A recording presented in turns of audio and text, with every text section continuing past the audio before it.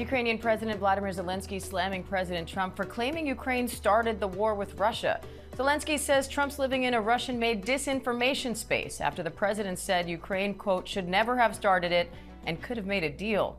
This after the U.S. and Russia agreed to try to end the war in Ukraine without Zelenskyy at the negotiating table. ABC's Patrick Reevell joins me live now from Kyiv, Ukraine. Patrick, this is the strongest criticism of Trump by world leaders since he's taken office. So how significant is it for Trump to make this claim that Ukraine should never have started the war, given the Russian invasion, and for Zelenskyy to now respond this way?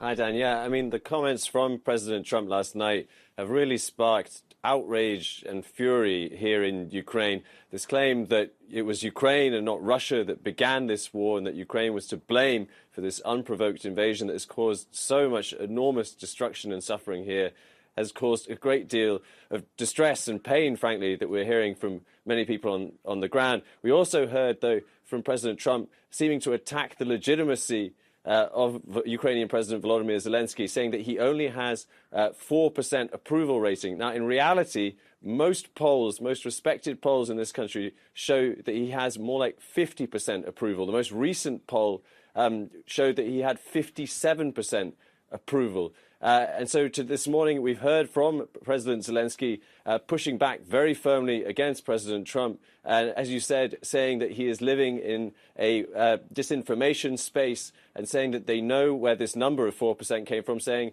that it came from Russia. And I think, the reason that it's causing such concern here in Ukraine, but also among European countries, is that the message from President Trump very closely resembles what we've been hearing from President Vladimir Putin, who is also pushing to remove Volodymyr Zelenskyy. Obviously, at the beginning of the war, he attempted to have him killed. But more recently, he has been attacking Zelenskyy's legitimacy, saying that he does not have the legitimacy to be the president here, and suggesting he needs to be removed for any peace deal to take place. Now, clearly, Zelenskyy is facing those calls not only from Vladimir Putin, but it seems now also from the Trump administration. And now today here in Kyiv, President Trump's special envoy to Ukraine, retired General Keith Kellogg, has arrived. He arrived by train early this morning. We believe that he is likely meeting with President Zelenskyy today. He said this morning that he was here to listen, but I think clearly those are going to be difficult conversations, Diane. Patrick, around the same time that Trump made those comments at Mar-a-Lago, Russia was bombing the city of Odessa, targeting energy plants, a children's hospital, leaving 250,000 people without power. So what's the latest on the fighting there? Yeah, as you say, literally as those comments were being made last night by President Trump, a very large attack was hitting the city of Odessa in the south.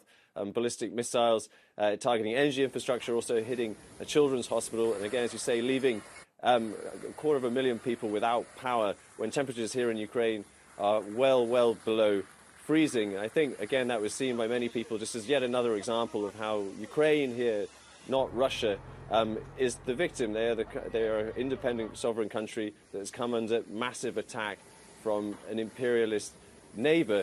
In terms of the fighting, the war, of course, continues as it does every day. We know the Russians are attempting to advance. It should be said that in recent weeks, the Russian advance has actually slowed. The intensity of the fighting has slowed somewhat, and Ukraine has actually managed to make some minor but still important counterattacks, particularly in the east. But clearly the fighting continues, and it remains an extremely difficult situation on the front line for Ukraine, Diane. Patrick Reevell in Kyiv, thank you.